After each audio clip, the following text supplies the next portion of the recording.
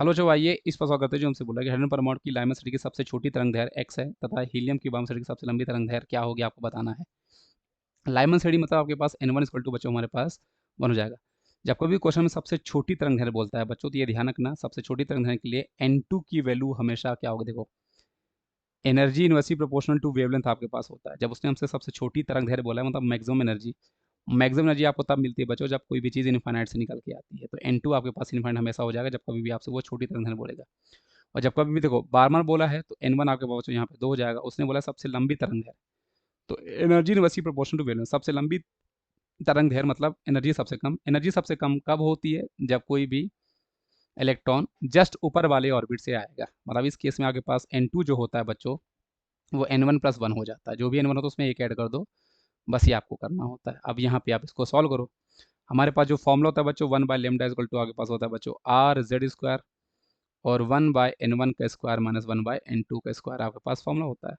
अब यहाँ पर इसी चीज़ को आप सॉल्व करके आंसर आप बच्चों यहाँ पे निकाल लोगे। 2 इक्वेशन बनाओ उसको सॉल्व करो आंसर आपके पास निकल के आ जाएगा। तो देखो 1/λ हम ले लेते हैं हाइड्रोजन और 1/λ हमें निकालना है helium plus is equal to आप यहाँ पे करोगे तो आर की वैल्यू तो दोनों केस में वैसे भी कैंसिल हो जाएगी। जेड की वैल्यू आपके पास देखोगे तो यहाँ पे जेड की वैल्यू हाइड्रोजन के लिए 1 का स्क्वायर बनेगा और हीलियम के लिए जेड की वैल्यू बनती है 2 का स्क्वायर। अगला आपके पास बच्चों यहाँ पे इसको सॉल्व करना।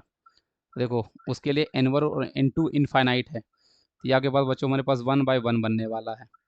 और इसके लिए हमारे पास जो आएगा बच्चों तो देखो ये n2 और एक ऐड करना है तो 3। तो आपके पास बच्चों हमारे पास 1/4 माइनस 1/9 आपके पास बन रहा होगा। सिंप्लीफाई करोगे तो ये आपके पास हीलियम प्लस आपका ऊपर चला जाएगा, हाइड्रोजन नीचे आएगा जो कि आपके पास x है। उसने क्वेश्चन बोला है कि हमें हाइड्रोजन का तरंग दैर्घ्य आपके पास x लेना है। अब आपके पास ऊपर 1 है, नीचे आपके पास बच्चों हमारे पास 4 है और इनका एलसीएम बच्चों 9 चौको 36 देगा। 4 से आपके पास ये तो 5 यहाँ पे डिफरेंस आएगा, ये कैंसिल हो गया, आपके पास 9 आएगा, ये ऊपर चला जाएगा तो 9/5 आपके पास आ गया।